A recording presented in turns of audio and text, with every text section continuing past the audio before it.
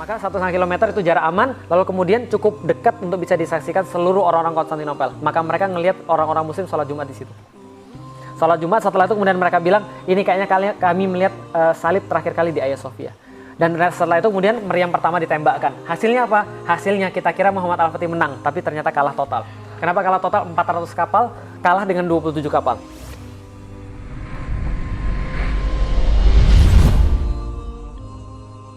Nah kemudian 18 meter ini tidak yang 18 meter tapi 3 lapis. Ini 3 lapis. Jadi struktur 3 lapis inilah yang merupakan struktur yang nggak pernah terjebol. Yang pertama parit, lebarnya 20 meter, dalamnya 10 meter. Yang kedua adalah setelah dia bisa lewat parit, taruhlah misalnya orang bawa kuda, kudanya berhenti di sini, dia harus kemudian berenang. Kalau berenang dipanah langsung dari sini. Taruhlah akinya kuat, kebel. Dia bisa manjat. Di sini dia harus kemudian dilempar batu, lempar panah, lempar minyak dan segala macam. Lempar api, bakar. Ini tingginya sekitar 8 meter. Tebelnya sekitar 3 meter.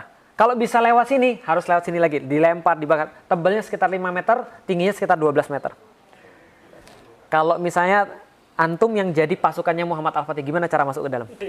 Ingat loh, ini sudah 1123 tahun belum pernah jebol. Gimana caranya kira-kira? Loh, kayak ini gaya Escobar, bro. Gimana? Buat tunnel dari bawah. Jenius. Jenius. Tapi salah. Orang Serbia itu paling pinter gali perak.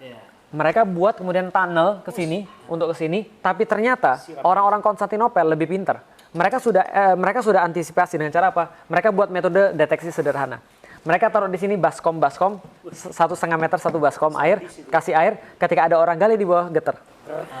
Dia tahu arahnya kemana, dia buat lubang, siram ter, dibakar. Nggak bisa. Maka semua cara nggak bisa. Maka Al-Fatih tahu kalau cara yang lama yang dicoba mesti nggak bisa. Harus ada the new one. Betul. Nah, sekarang ada drone. Dulu belum ada drone. Terus gimana caranya? Pucuk dicinta ulam tiba. Suatu hari ada seorang seniman senjata namanya Orban. Orban ini orang Kristen. Orang Kristen dan dia dari Hungaria datang kepada Kaisar Konstantinopel. Lalu bilang begini, Kaisar saya punya senjata, mau bikin atau tidak? Lalu kemudian Kaisarnya bilang, saya mau bikin tapi kita nggak ada duit, nggak ada uang. Gini aja, kamu tinggal di sini, kamu nggak usah kemana-mana, nanti kalau kami punya uang, kami akan beli. Ternyata apa terjadi? Nggak terjadi-jadi, selama setahun akhirnya dia pergi ke tempat Muhammad Al-Fatih lalu bilang begini, gue punya senjata nih bos, mau bikin nggak? Penulisnya Muhammad Al-Fatih nulis kayak begini. Al-Fatih langsung berdiri terus bilang gini, kamu bisa nggak membuat sebuah senjata yang bisa melontarkan proyektil sebesar ini? Al-Fatih kan jago fisika. Maka dia sudah ngitung, I sama dengan M kali A, impact sama dengan massa kali akselerasi. Kalau ada massa sebesar itu yang bisa dilemparkan, itu tembok nggak akan tahan. Orban orang senjata, tahu. Lalu dia bilang begini dalam catatannya. Katapult. Bukan katapult, lebih besar lagi. Lalu kemudian dia bilang gini, jangan-jangan kamu pengen menaklukkan tembok Konstantinopel. Al-Fatih bilang, kalau iya kenapa? Ini dicatat ini percakapan mereka. Orban bilang, kalau iya kebetulan. Gue sudah tinggal 1 tahun di sana.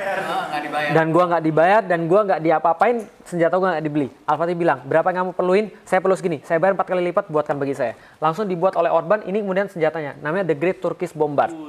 Yang main Age of Empire, tahu. Nah, Basilica Cannon kalau di Age of Empire. Tapi Age of Empire 2, bukan Age of Empire yang sekarang. Nah, ini The Basilica Cannon, kalibernya 0,7 meter, beratnya 18,2 ton, panjangnya 5,2 meter, tembaknya 1,6 km, jarak tembaknya, berat pelurunya 680 kg. Dan dibuat 2 bagian, supaya mudah untuk ditransport. Karena ini berat banget, semuanya besi dan tembaga di zaman itu. Nah, maka kemudian ini dibuat. Ini tempat mesiunya, ini tempat selongsong batunya yang sebesar itu 680 kg. Ditembak, duar, nyungsep 2 meter di bawah tanah. Al-Fatih bilang, bagus, tapi kurang. Kurang apa? Buatin ukuran 2 kali lipat. Oh, bener, gimana caranya? Terserah kamu. Pokoknya saya mau ukuran 2 kali lipat. Dan dulu kan nggak ada molding standar. Nggak ada molding standar kan? Molding kan pakai ini dong, pakai tanah dan segala macam. Maka dibuat itu prosesnya ngeri sekali. Saya digambarkan prosesnya, saya baca prosesnya, dan kemudian digambarkan sama orang, saya pikir agak nggak mungkin begitu, lalu kemudian saya coba untuk reka ulang, saya belajar tentang masalah molding, saya belajar tentang masalah orang bagaimana nge-cast iron dan segala macam. Ternyata mereka buat kayak gini, mereka buat terowongan di dalam tanah, bentuknya kayak meriam, dan meriam itu kemudian dicor dengan tembaga sama besi, dan setelah kemudian dingin, dilepas tuh mereka bilang kayak kupu-kupu keluar dari kepompongnya. Keren banget. Nah, yang paling besar, ini yang normal 5,2 meter. Dan Orban membuatkan akhirnya satu lagi yang lebih besar daripada ini, ukuran 8,4 meter. Total ada 69 meriam, satu 5,2 meter, satu lagi 8,4 meter, yang lain ukuran standar. Ukuran standarnya berapa? 3 sampai 4 meter. Yang ini masih ada. Di Inggris nih. Nah, ini adanya di Museum Fort Nelson, Portsmouth, Inggris. Kalau ada artis kira-kira kayak gini. Oh, artisnya itu ya? Portsmouth, Inggris. Artisnya kira-kira kayak gini. Lah, kenapa ada di situ? Ratu Elizabeth minta. Karena kalau nggak Ratu Elizabeth, pokoknya Raja Inggris minta bahwa dia mengatakan ini adalah termasuk meriam yang mengubah sejarah. Karena 1453. Nah, maka kemudian ketika ini kemudian sudah dibuat, maka mereka menyiapkan pasukan. Setelah berdiskusi dengan ulama-ulama, mereka bagi 3 arah. Dari sebelah timur mereka berusaha masuk ke dalam Teluk Tanduk Mas. Ini Teluk Tanduk Mas, buntu di sini. Dari sebelah selatan mereka berusaha untuk masuk lewat Laut Marmara. Dan dari sebelah barat mereka mencoba masuk lewat tembok Konstantinopel. Mereka nyerangnya dari mana? Dari sono. Karena mereka sudah masuk ke Eropa, Edirne namanya, Adrianopel. Dari Kaisar Hadrianopolis. Diganti nama oleh orang Turki jadi Edirne. Jadi gitu. Nah, mereka kemudian nyerang dari sini, apa yang mereka persiapkan? Kapal-kapal perang dipersiapkan. Jadi orang Muslim tidak pernah punya kekuatan armada laut yang super besar kecuali setelah Al-Fatih bikin. Dan dia tetap nggak bisa mengungguli. Kapan dia bisa mengungguli? Pas zaman cicitnya, namanya Sulaiman Al-Qanuni. Nah, jadi ketika kemudian Sulaiman Al-Qanuni bikin pasukan armada laut, itu seluruh pasukan Islam itu menyamai seluruh gabungan pasukan Eropa. Horor. Karena waktu itu pasukan Eropa yang paling punya kekuatan laut adalah Venezia sama Genoa, belum ada Italia. Venezia, Genoa kan masing-masing kan satu kayak despot gitu pokoknya, jadi kayak kota-kota tersendiri. Kompas belum ya? Sudah ada kompas zaman itu. Betul. Nah, jadi ketika kemudian 400 kapal ini dibuat oleh Muhammad Al-Fatih mengepung Konstantinopel dari Laut Marmara, ini kapalnya masih kecil-kecil, masih sekitar 30 sampai 38 row. Dayung. 2 lapis. Makanya namanya bireme. Bireme itu ada 2 row, semua gayung. Bisa masuk sungai. Karena dia sistemnya gayung. Tapi lalu kemudian dari sebelah utara beberapa kapal kecil kemudian dikerahkan. Dan total 250.000 pasukan ini menyerang jalan dari Edirne sampai dengan Konstantinopel 2 bulan. Dan semuanya ditentukan oleh Aksyamsuddin. Nyerangnya di bulan ini, perginya di bulan ini. Gurunya. Nanti kita tahu kenapa. Nanti kita akan tahu kenapa. Gurunya jenius sekali. Nah, jadi meriamnya ini ditarik oleh 40 kebo, 40 kerbau, dan 100 orang yang ngeratain jalan. Karena rodanya kan masih roda primitif, bukan roda kayak sekarang. Nah, maka semuanya ini berjalan, mereka bilang, ketika siang hari matahari tidak akan sampai ke terompah kami karena terhalang oleh panji-panji kami. Dan pada malam hari Anda tidak akan dapat melihat bumi karena tertutup oleh kemah-kemah kami. Ketika orang-orang Konstantinopel giliran melihat barisan-barisan mereka bilang gini, like a river of steel. Itu jalan pada mereka kayak sungai dari besi, bercahaya, mengkilat kemudian berjuzirah, dan memenuhi pandangan kami from shore to shore. Memenuhi pandangan kami dari pantai sampai ke pantai. Maksudnya apa? Dari pantai sampai ke pantai, Muslim semua di situ. Sampailah mereka pada tanggal 4 April 1453. Istirahat pada tanggal 5 April 1453, dan pada tanggal 6 Aksyamsuddin bilang mulai penyerangan. Kenapa? Nah, kenapa tahu pada tanggal 6? Ada yang tahu? Karena itu hari Jumat. Dan kaum muslimin dari dulu selalu memulai hal-hal penting pada hari Jumat. Karena itu adalah awalnya hari. Jadi betul, kayak Seninnya kita. Ini Jumat. Sayyidul Ayyam. Penghulu daripada para hari itu hari Jumat. Paling bagus itu hari Jumat. Dan kenapa hari Jumat? Dan dimulai setelah matahari tergelincir. Kenapa? Karena pada saat sholat Jumat semua muslim mendoakan pasukan di garis depan.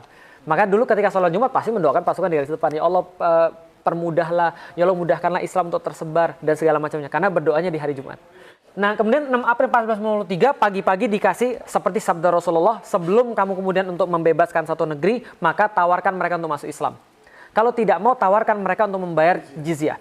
Kalau mereka tidak mau, maka perangilah orang-orang yang memerangi kalian. Karena kalian bukan untuk memerangi orang, bukan untuk memerangi manusia, tapi memerangi kezoliman untuk menyebarkan agama. Ditawarkan sama Muhammad Al-Fatih. Mau yang mana? Serahkan kota kepada kami, bayar jizyah, atau kemudian mau diperangi. Lalu kemudian kaisarnya bilang, lebih baik kami mati. So be it. Lalu kemudian tergelincir matahari, Al-Fatih kumpulkan pasukan di situ, 1,5 kilometer daripada tembok kota, cukup jauh untuk bisa dipanah, karena jarak panah waktu itu cuma 1,5 kilometer, nggak ada orang yang bisa lebih daripada 1,5 kilometer, cukup jauh untuk bisa dipanah, jauh sekali. Crossbow. Dan itu nggak bisa. Maka 1,5 kilometer itu jarak aman, lalu kemudian cukup dekat untuk bisa disaksikan seluruh orang-orang Konstantinopel. Maka mereka ngelihat orang-orang muslim sholat Jumat di situ. Sholat Jumat, setelah itu kemudian mereka bilang, ini kayaknya kami melihat salib terakhir kali di Hagia Sophia. Dan setelah itu kemudian meriam pertama ditembakkan. Hasilnya apa? Hasilnya kita kira Muhammad Al-Fatih menang, tapi ternyata kalah total. Kenapa kalah total? 400 kapal kalah dengan 27 kapal. Sadis ya, Konstantin. Karena kita baru bisa buat bireme, mereka sudah punya galeon. Apa itu bireme? Bireme, dua row orang yang dua row orang-orang yang dayung. Mereka punya galeon. Galeon itu geli. Mereka punya galeon, galia. Nah, galeon itu dibandingkan kapal-kapal kita dalam sejarah tuh ditulis, dalam textbook ditulis seperti semut mengerubuti batang kayu. Jadi besar banget kapal-kapal mereka karena Venezia dan Genoa memang jago buat kapal. Makanya ada celana jin. Dari mana celana jin? Dari Genoa. Kenapa orang Genoa pakai celana jin? Mereka menemukan baju khusus untuk buat kapal, namanya jin. Orang-orang Genoa, mereka punya baju jin untuk buat kapal, ringan dan tidak mudah rusak. Maka kemudian ketika mereka punya kapal Islam kalah total di situ. Lalu kemudian dari sebelah timur gimana? Dipasang rantai segede kingkong, rantai segini-gini nggak bisa lepas. Kapalnya tuh nggak bisa masuk karena dihalangi rantai. Bagaimana dengan sebelah barat? Meriamnya ditembakkan, tapi baru ketahuan kelemahannya. Apa kelemahannya? Reloadnya 3 jam sekali. Baru ketahuan kelemahannya. Maka 1 hari 1 malam cuma bisa nembak 7 kali. Nggak bisa lebih. Tembak, hancur semen. Tembak, hancur semen. Belum yang hancur-hancuran semua. Zaman dulu, tembaga ditembakkan dengan mesiu, itu koefisien geseknya panasnya luar biasa, dan kalau ditembakkan terus, pecah. Dan bukan hanya pecah di situ, tapi dia tidak punya waktu yang lama untuk bisa jadi dingin. Barrelnya itu Barrel hancur. Banyak barrel hancur melukai banyak orang. 69 meriam itu banyak yang hancur. Sampai pada satu titik semua pada mati. Tembok itu masih berdiri megah. 2 pekan setelah penyerangan itu tembok nggak ada ngaruhnya. Orang-orang muslim lihat ternyata persiapan kita tuh hancur lebur di bawah tembok ini. Mulai muncul suara-suara sumbang. Pernah naik gunung? Kapan orang paling banyak gagal pas naik gunung? Awal mulai, setengah, atau pas sudah mau nyampe? Betul. Orang sudah pas mau nyampe itu biasanya banyak ngeluh, banyak stres, tiba-tiba kakinya nggak bisa bergerak, tiba-tiba segala macam, gue udah mau mati nih, gue udah mau jantungan nih, padahal udah sampai. Betul. Itu orang banyak nyerah ketika udah mau sampai. Ketika dalam kondisi begitu, banyak suara-suara sumbang. Muhammad Al-Fatih orang gila. Pulang aja lah. Ngapain sini? Ini gara-gara anak kecil, 21 tahun, nyuruh-nyuruh kita, banyak yang mati. Al-Fatih tahu, nggak beres semua, ternyata memang betul. Dalam setiap perjuangan tuh pasti ada sampah. Yang suka nyebarin hal-hal yang nggak benar. Dan ternyata sampahnya datang dari higher rank. hoaxer. Betul. Yang membuat orang jadi kacau balau. Professional hoaxer. Betul. Nah, kemudian setelah itu dikumpulkan para perwira tinggi, Al-Fatih bilang, kita pulang atau kita lanjut? Semua nggak ada yang ngomong karena Al-Fatih ini 21 tahun temperamental. Dan ini menyebabkan kenapa sejarah itu lebih senang dengan Salahuddin dan lebih kejam pada Muhammad Al-Fatih. Karena Al-Fatih memang temperamental, Salahuddin enggak. Salahuddin sangat baik sekali. Muhammad Al-Fatih temperamental. 21 tahun tapi kalau ada yang salah, itu bisa bahaya. Nggak ada yang ngomong kecuali satu orang yang tua, yaitu adalah penasihat dari zaman bapaknya namanya Halil Pasha. Halil Pasha bilang, Muhammad, kamu tahu saya? Iya, kamu adalah penasihat dari zaman bapak saya. Silakan lala, silakan kakek, silakan ngomong. Saya tuh melihat kamu tumbuh dari anak kecil banget menjadi orang yang dewasa. Dan menjadi panglima yang sangat hebat dan keren banget. Dan gak ada yang bisa mimpin kecuali engkau. Lalu dia bilang, tapi masalahnya adalah saya tuh dari kemarin ngeliat kamu tuh sangat-sangat temperamental dan kamu sangat-sangat keras kepala. Gara-gara kamu banyak pasukan kita mati. Kamu tahu nggak kalau kamu terus-menerus sombong kayak begini, nggak ada lagi yang tersisa untuk kamu pimpin. Kita pulang aja. Kita terima aja uang dari Yunani untuk kita pulang. Ternyata dia sudah disogok. Al-Fatih kemudian nggak senang, tapi sebelum dia selesai ngomong, meja dibanting sama Zaganos Pasha, seorang mu'alaf, namanya Zaganos Pasha, orang Yunani. Dia bilang gini, jangan dengarkan kata-kata dia, saya nggak mau kita kalah di sini, kita berhadapan dengan batu-batu tersusun akan ngalahin kita. Saya nggak mau. Kalau kita punya Allah, kita akan bisa melawan semuanya. Mereka nggak punya siapa-siapa. Dan kita nggak mau kalah di depan batu-batu ini. Dan saya ingatkan pada setiap kalian, kita pas pergi bukan mau kembali. Tapi kita harus mencapai 2 hal. 1, mati syahid, atau kita kemudian dapat kota ini. Al-Fatih kemudian bilang, oke kalau gitu lanjut atau tidak? Lanjut. Nah setelah lanjut, mereka bahas. Apa masalahnya? Masalahnya di sini ada rantai, di sini nggak bisa pakai kapal, di sini nggak bisa pakai meriam. Advisernya bilang, penasihatnya bilang, gini caranya. Kalau kapal kita bisa masuk ke sini, kita nyerang dari utara, maka pasukan bertahan di sebelah barat yang perbaiki tembok terus-menerus sehingga perfect terus, ini terpaksa akan menyebar ke sebelah utara. Maka tembok tidak akan bisa diperbaiki seperti semula. Tapi gimana caranya? Memecah perhatian, diversion. Tapi gimana caranya? Ini ada kemudian ini, ada rantai. Ternyata Al-Fatih bilang, setelah semuanya stalemate, nggak tahu gimana caranya, stres, Al-Fatih bilang, gampang, setiap masalah pasti ada solusinya. Kan dia kan baca sejarah banyak. Dia tahu kan, gimana solusinya? Dia bilang gini, gampang, kita kan punya kapal. Sadis. Kapalnya ini, Naik gunung. kita coba kemudian untuk daratkan dulu di Galata. Horor ya sekali. Setelah kapalnya kita daratkan di Galata, Naikin aja. kemudian kita angkat. Setelah kita angkat, kita balikin lagi. Nah, kita sekarang ada di perairan mereka. Agar. Orangnya bilang kemudian, betul juga ya. Kenapa kita nggak kepikir ya? Tapi mohon maaf Sultan, apakah Sultan lupa? Kalau Galata ini adalah sebuah bukit. 60-an meter Pak, 1,5 kilometer bawa kapal, serius nih. Lalu kemudian mereka bilang, ini nggak mungkin. Keluar quotes-nya Al-Fatih yang sangat keren banget, yang sampai sekarang masih dipajang di mana-mana. Jangan bilang pada saya nggak mungkin sebelum kamu mati dalam mencobanya. Jadi kalau kamu masih hidup, mungkin. Betul. Jadi kalau kamu masih hidup, jangan ngomong mustahil. Sudah keputusan Sultan, semua oke. Lantas kemudian diputuskan pada 21 April, kapal-kapal akan diangkat. Yang terjadi kemudian, pada esok harinya 22 April 1453, 72 kapal pindah dari Selat Bosforus kepada Selat Tanduk dalam waktu 1 malam. Luar biasa. 1 malam pindah 72 kapal perang. 1 malam. Dalam waktu 1 malam. Dan punya Pirates of the Caribbean juga. Betul. Betul. Hans Zimmer gitu kan ya. Nah, ketika kemudian pada esok harinya 22 April 1453 itu mereka tuh kaget. Kenapa? Konstantinopel tuh kemudian tiba-tiba takbir dari atas Bukit Galata. Mereka lari tunggang langgang naik ke atas menara yang paling tinggi, mereka lihat horor. Bendera la ilaha illallah Muhammad Rasulullah itu berkibar di atas, benderanya Turki warna merah dan warna-warna yang lain. Yang pas mereka lihat ke bawah lebih stres lagi. Kapal-kapal perang masuk ke dalam wilayah mereka yang mereka rasa paling aman berubah jadi wilayah yang paling berbahaya bagi mereka. Dan kemudian mereka tetap melanjutkan perang sampai tanggal 27 Mei 1453. Hampir 2 bulan sampai Al-Fatih bisa buat lubang yang besar banget yang nggak bisa diperbaiki lagi. Setelah buat lubang yang besar banget, Al-Fatih katakan pada hari ini 27 Mei berhenti semuanya untuk berperang. Berhenti semuanya. 2 hari lagi serangan terakhir. Kalau kita kalah, biar kita terkubur di bawah tembok-tembok ini. Dan kalau misalnya kita nggak bisa menaklukkan kota ini, saya lebih baik nggak usah jadi pemimpin. Karena saya nggak mau kecuali ada kota ini.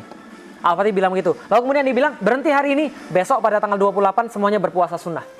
Jadi 28 tuh nggak ada perang. Puasa sunnah semuanya.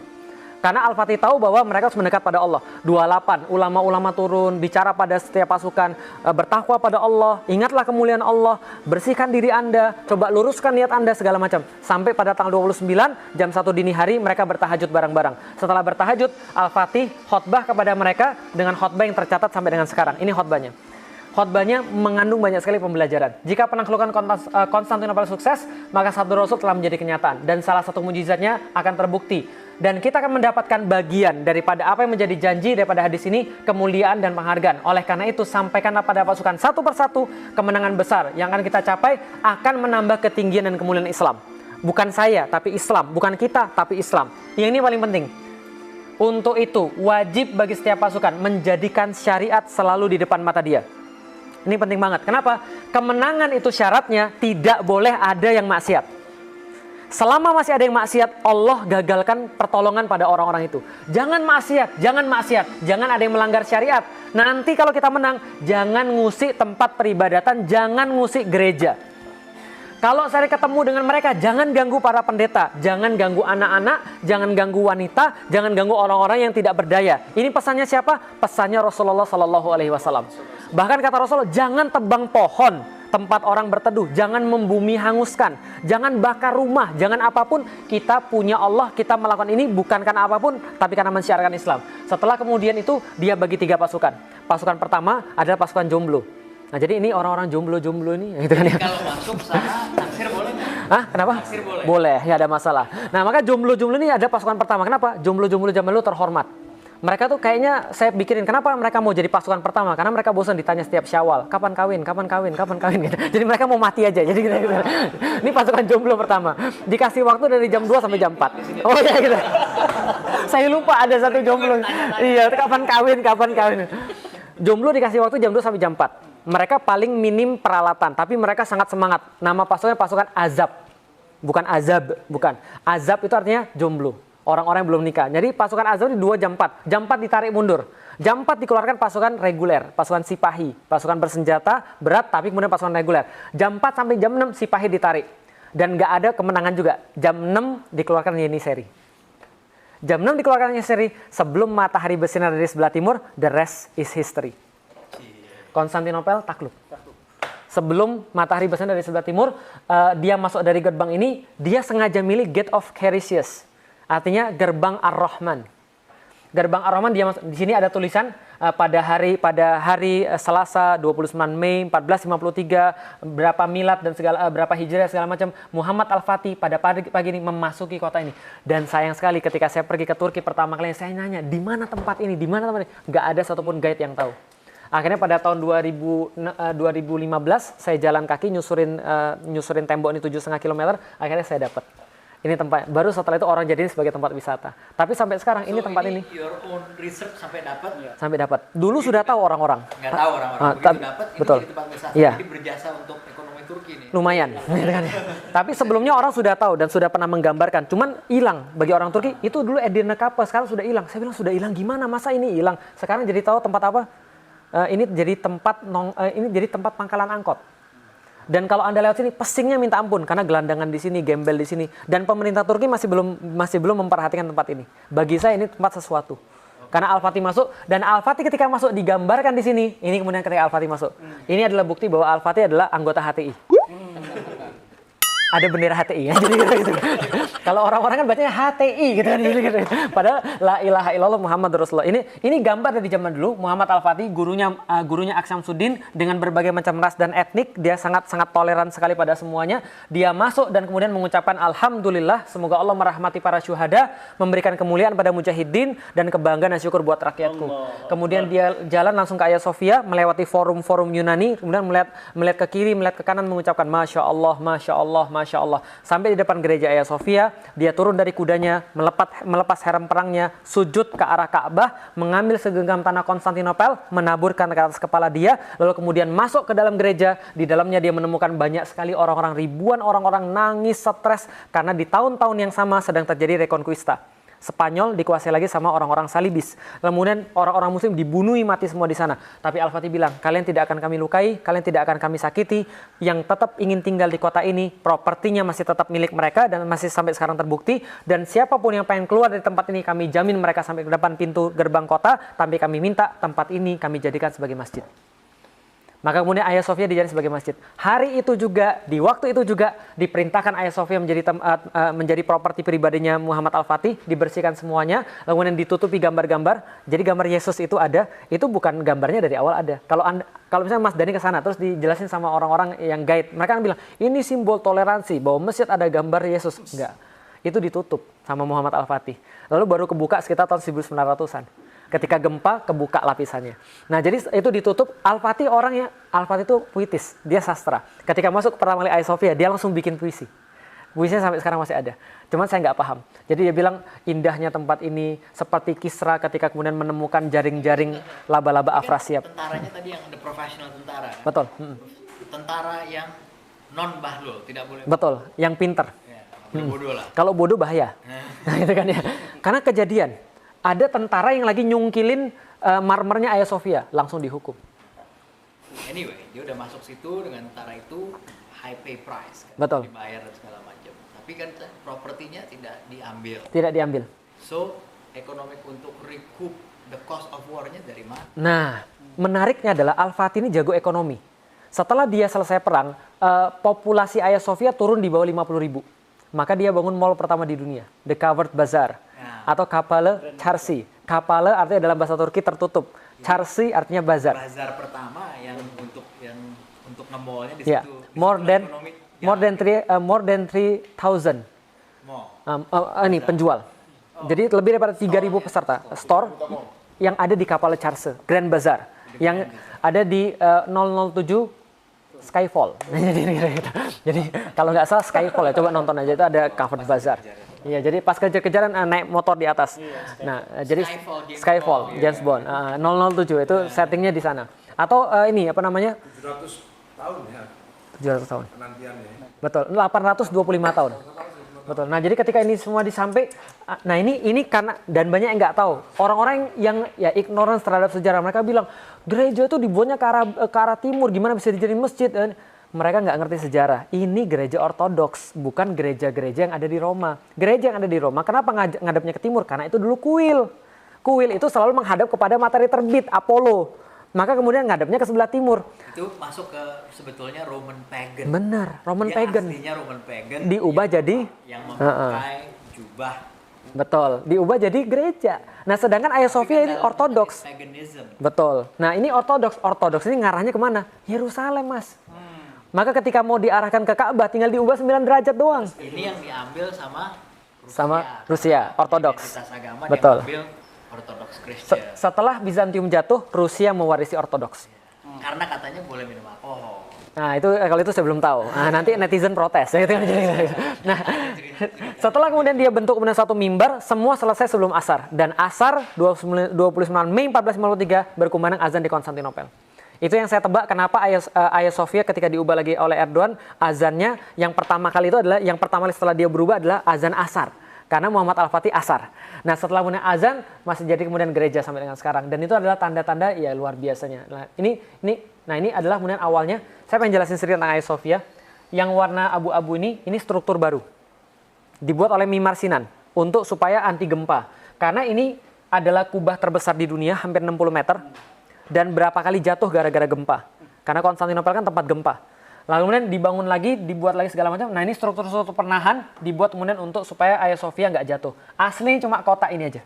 Yang merah. Yang merah. Dan ini dibangun. Dan menurut yang saya temukan, Mimar Sinan ketika buat struktur ini semuanya diintegrasikan dengan struktur awal. Kalau mereka mau cabut ini menara-menaranya, ini strukturnya hancur semua. Jadi fondasinya didalemin lagi lah. Betul. Jadi ini kemudian dilakukan oleh Mimar Sinan. Nah, ini 825 penantian, 54 hari perang. Luar biasa. 8 abad. Materinya mulai dari sini. Tadi pendahuluan, ini materinya. Materinya saya mau nanya, pada Al, El, dan Dul, kapan penaklukan Konstantinopel terjadi? 29 Mei 1000 tahunnya. tahunnya berapa? 1453. Oke, 29 Mei 1453, salah. Batu April kan? Bukan. Kapan penaklukan Konstantinopel terjadi? 29 Mei 1453, salah. Kapan? Jawabannya adalah Konstantinopel takluk bukan 29 Mei 1453, tapi ketika Rasul mengeluarkan dari lisannya akan ditaklukkan kota Konstantinopel. Rasul mungkin bohong nggak? Sedekah Rasul. Rasul nggak mungkin bohong. Maka ketika Rasul ngomong itu sudah selesai.